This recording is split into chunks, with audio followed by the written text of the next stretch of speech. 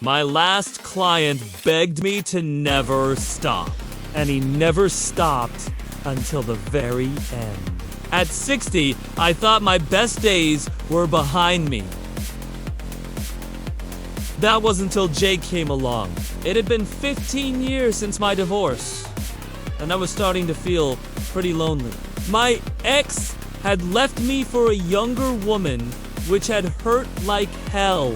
But as time went by, the pain subsided, and all I was left with was loneliness. I missed having someone to talk to, someone who could make me laugh, someone who could make me feel desired. I lived alone in a small cottage on the outskirts of town.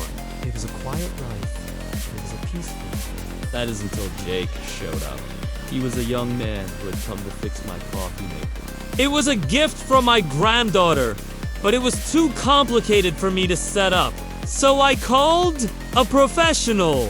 When Jake arrived, he was tall and handsome with a charming smile and a pair of piercing blue eyes. As he got to work on the coffee maker, I watched him, mesmerized by his every move.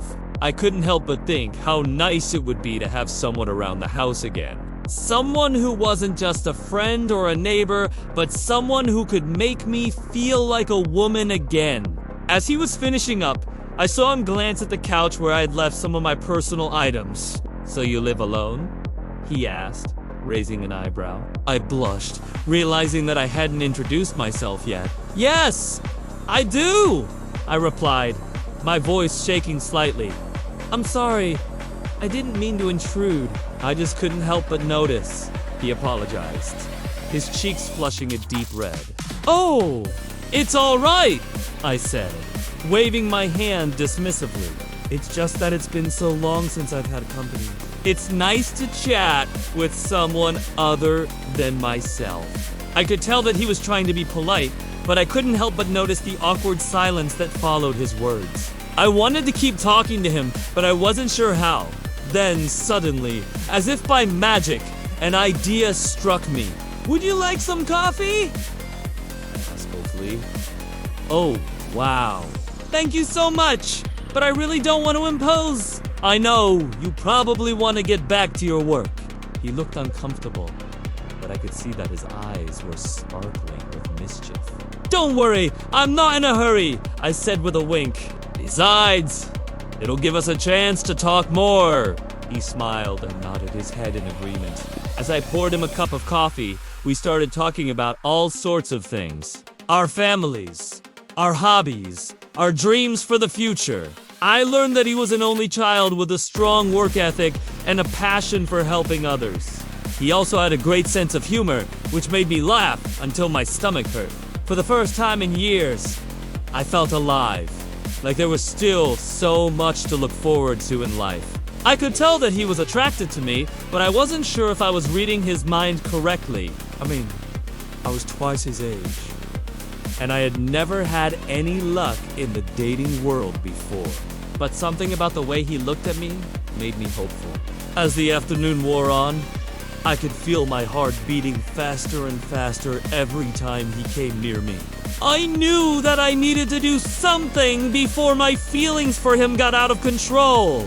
So I did the most logical thing I could think of. I changed into a more comfortable dress. "I'm sorry, it's just that I'm feeling a little hot," I said, hoping that he wouldn't notice my shaky hands as I pulled the new dress over my head. "No worries. Happens to me all the time," he replied with a smile. I laughed nervously and tried to focus on anything else besides the way he was looking at me. But it was no use. His gaze was intense, and it was making me feel things that I hadn't felt in years. Suddenly, he stood up and walked towards me. "Can I ask you something?" he asked, his voice low and husky. "Of course!" I replied, my voice barely above a whisper. "Would you like to go out with me? Not as a client, but as a man and a woman," he asked, his eyes searching mine for an answer. I couldn't believe what I was hearing. Could this be real? Was he actually asking me out on a date? I wanted to say yes, more than anything in the world, but I was afraid of being rejected. I don't know what to say, I stammered, my heart pounding in my chest. Just say yes, he whispered, his breath sending shivers down my spine. And just like that, I knew that I had made the right decision. We spent the entire evening together, talking, laughing, and getting to know each other better. He took me to a small Italian restaurant where we shared a bottle of wine and a plate of pasta. Afterwards, we took a walk along the river, and as we strolled hand in hand, I knew that this was just the beginning of something special.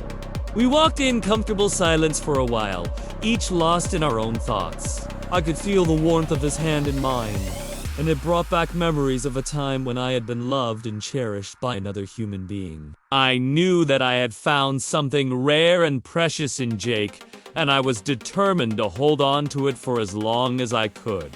As we approached my cottage, I knew that our time together was coming to an end. I felt a pang of sadness, but I was also excited to see where our relationship would lead us. When we finally said goodbye, I promised him that I would think about him often and that I couldn't wait to see him again. The weeks that followed were filled with laughter, love, and passion. We spent every moment we could together, exploring new places and making unforgettable memories. I couldn't believe how lucky I was to have found Jake. He was everything that I had ever dreamed of in a man and woman. One night, as we were lying in bed together, I turned to Jake and whispered, "I've never been happier than I am with you." He looked down at me, his eyes filled with love and tenderness. "I love you," he whispered back, his voice thick with emotion. "I love you." At that moment, I knew that I had found the man I was meant to be with. He was my soulmate, my best friend, and the love of my life, all rolled into one. I couldn't imagine my life without him now, and I knew that we were meant to be together forever. As the years passed, our love for each other only grew stronger. We faced challenges and obstacles, but we never let them get in the way of our happiness. Together, we created a life that we were proud of, filled with love, laughter, and joy. Looking back on my life, I can honestly say that I wouldn't change a thing. If I could go back in time, I would still choose to meet Jake and spend the rest of my life with him. He is my everything, and I am eternally grateful that he chose me to be his wife.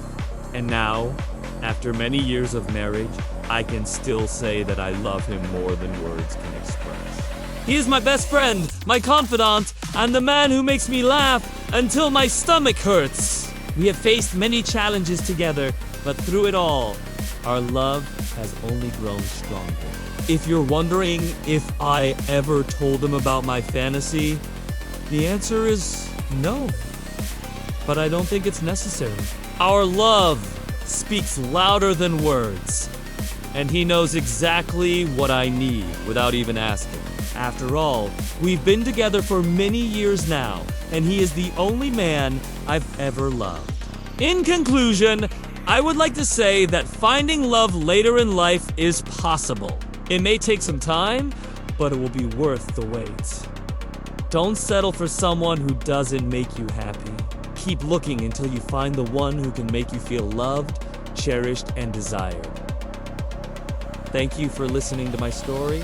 I hope it has given you hope and inspiration to keep believing in love, no matter how old you are. Until next time.